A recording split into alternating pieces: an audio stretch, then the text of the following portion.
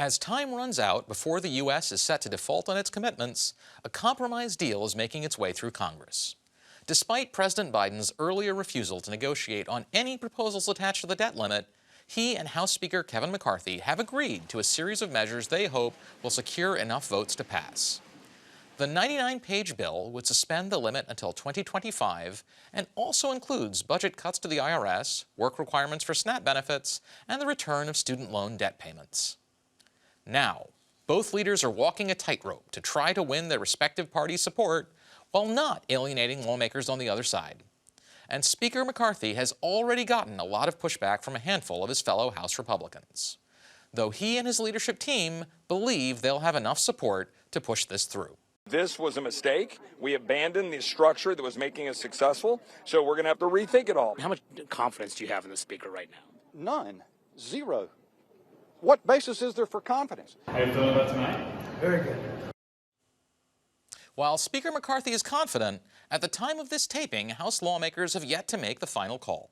But even if the House and then the Senate do pass the bill in time to avoid a default, the chaos of a last-minute compromise could still prompt investors to question the creditworthiness of the United States, threatening the foundations of the global economy and financial system.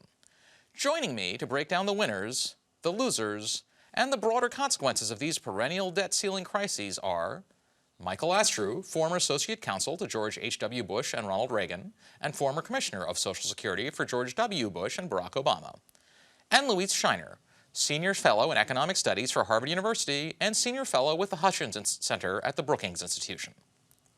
Thank you, Mike. Louise? Thank you. So, Thank you for being. So, Mike, who won this standoff? Well, we don't know yet. They're not going to start voting until later in the broadcast. But I think that the president and Kevin McCarthy are the big winners on this. There was a point in time when I started working in the Senate 45 years ago, we wouldn't be talking about this. It would be assumed that it would happen, and we wouldn't have gotten this close. So there's always some unpredictability given the fractious nature of the Congress these days. But if you look at who's siding with McCarthy, although some of the Freedom Caucus is making a lot of noise, Marjorie Taylor Greene, Jim Jordan, some of the people that you might expect to break ranks are not breaking ranks. So there'll be a handful of very conservative Republicans posturing probably really for their voters.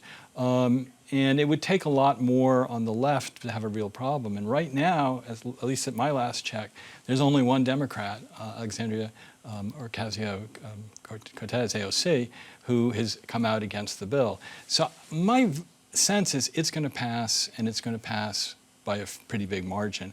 And I don't think you'll see quite the same fireworks in the Senate. So I think this is going to pass, and it is a great thing for the country because aside from the devastation that letting this happen would cause to so many people and programs, hurts us internationally too at a time when we really can't afford to do that.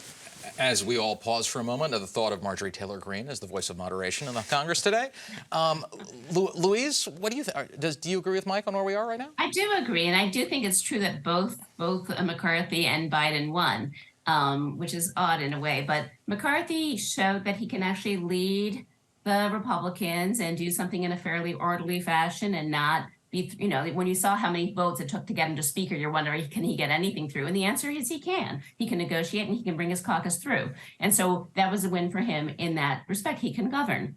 For Biden, I mean, many people were very worried from what we heard about what was going to be in the final outcome. And then were actually very pleasantly surprised at how little he had to give up in order to get this deal. So I think, again, Biden shows that he is actually a really good negotiator in ways that keep on surprising people. I'll note that the CBO's estimates for the SNAP benefits actually demonstrate that under this deal, SNAP spending is going to go up, not down, which is sort of a remarkable outcome that I think no one saw coming. There's special benefits for vets and the homeless that they've put into the bill. So if I could ask the two of you then, if we think that this bill is going to pass, what does it say in the larger perspective that, a pretty significant fraction of the House of Representatives and the past and most likely future leader of the Republican Party seem to be either open to defaulting or more than happy to use the threat of default essentially to take the rest of the country hostage, to get their policy priorities. And is it even reasonable for Treasury bonds to be viewed as a riskless asset when one of the two major political parties seems willing to default on them? Louise? So clearly the fact that we flirted with default has to give you a little bit of pause, although it was always going to be a technical default.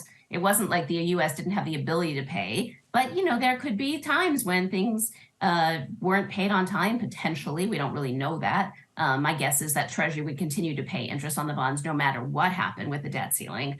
But we haven't seen that play out. So I think that's a problem. And when you look at this episode, though, it's not clear to me which way it goes, because they flirted with default in a way that really was closer. People were more worried about it than ever before.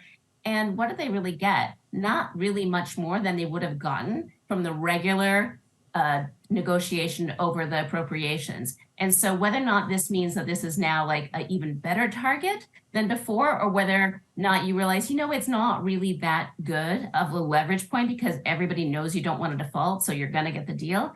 I'm not really sure which way it goes, whether or not in the future it makes it more or less likely that we'll go through this kind of thing again.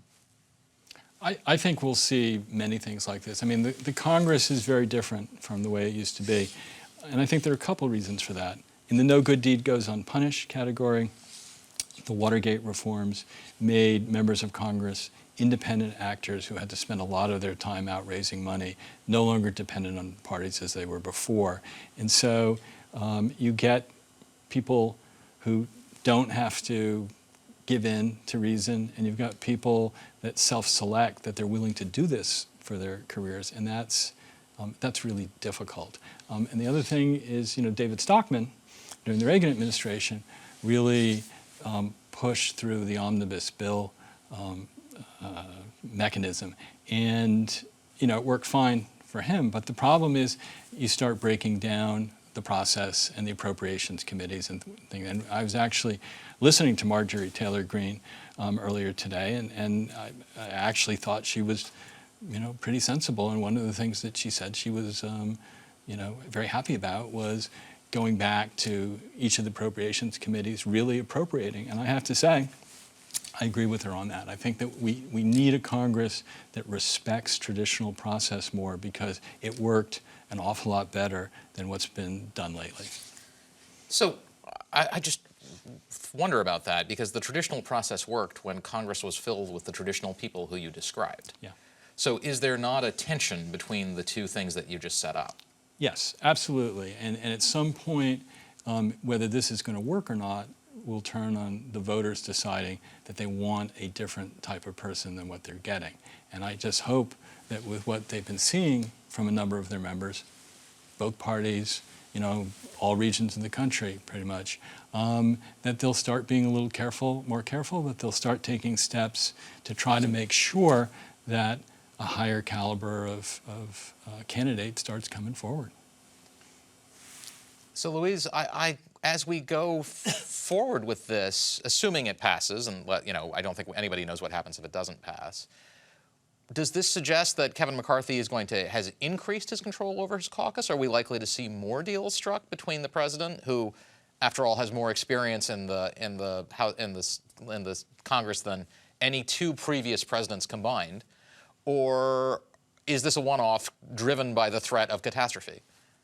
I mean, they're going to have to go through the appropriations process, and this bill basically sets a very high incentive for them to actually complete the appropriations process. So I think that will happen, most likely, because if they don't do it and they do an omnibus, then the caps that happen actually are lower than what they agreed on. So there's a big incentive for them to actually complete this, for them not to be a government shutdown. So it really removes the worry about what's going to happen in the fall to some extent. But I think after that, we are in an election season with a very polarized Congress, a very polarized country, and nothing major is going to happen until the election now. So in that sense, I think it had to be done, so it got done, but they're not about to go and go solve other long-term problems and agree on stuff. I don't think that's in the cards. Yeah, I'm in absolute agreement with that. I think that's exactly what's going to happen. So the next bill that raises to the level of catastrophe that they need to think about is the next tranche of Ukraine funding. Are we likely to see something similar with that, or is that going to play out a very different set of dynamics? That's a little bit of a tougher one. I think that there are starting to be an increasing number of Republicans that are uneasy about Ukraine funding. You get a parallel movement on the far left in the Democratic Party as well. Right now, I still think there's a solid majority to continue to support Ukraine. And I think for even those that have misgivings, backing off now would be so catastrophic to our international prestige that I think, the swing votes, such as there are in the Congress, are just not going to go down that route. So I think it will probably be a closer vote than the vote tonight in the House. I don't think the vote tonight in the House is ultimately going to be that close. I think a Ukraine vote will probably be closer, but I think that it will still go through.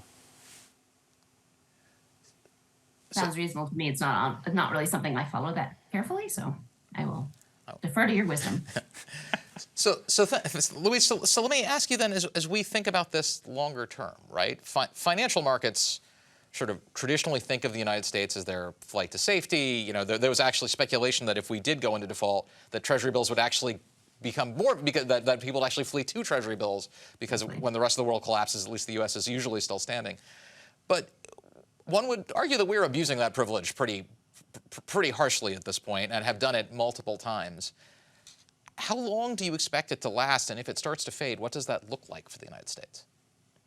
So I think we have done it multiple times. It's sort of surprising that, even after 2011 and the S&P downgrade, it really didn't change very much in terms of the Treasury being able to borrow at the lowest rates in the world. I think the strength comes not just from sort of what's happened, but sort of the strength of the U.S. economy overall, and that is not affected by this. And so, I think that it's going to be a slow loss if we lose it, this extraordinary privilege. What happens if we lose the extraordinary privilege? It isn't the end of the world. Honestly, it would mean somewhat higher borrowing rates. We would still borrow at pretty low rates like other sovereigns, like other European countries. And so we calculated that if we lost that extra sort of special part of being the United States, as opposed to just being, an advanced economy, it would cost us about, there are wide range of estimates, about $800 billion over 10 years. So that's, a real money, but it's not devastating. So I think that the worry really is, what does that process look like? For example, like if we'd hit the debt ceiling and all of a sudden treasuries, which is sort of the foundation of the financial system, sort of quickly became really viewed as risky, that there will be all kinds of side effects that were almost impossible to predict. So I think that's the real danger of sort of doing something that quickly changes the perception. But this sort of slow erosion over time could happen, and I'm not sure that it's not what we want. It's not good for the country, and it's not good for the U.S.'s status in the world, right? To basically have its politics be so dysfunctional, not its economics, underlying economics, but its politics be so dysfunctional that it loses that.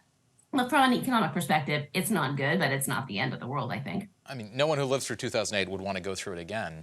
So then, Mike, what strikes me is, it's traditionally one of the loudest voices in the Republican Party has been sort of the big donors, particularly the donors from Wall Street, the big finance. Right. Why aren't they speaking up about this? I think they're afraid of backlash. There is a new populism on both the right and the left right now, and I think there's a sense, and I think they're smart, that it doesn't do any good and it could do some real harm. So, and it's also, I think their influence is a little bit less than it used to be, that the big money is coming in from the new industries a lot now too. It's, electronics and biotech and things like that. So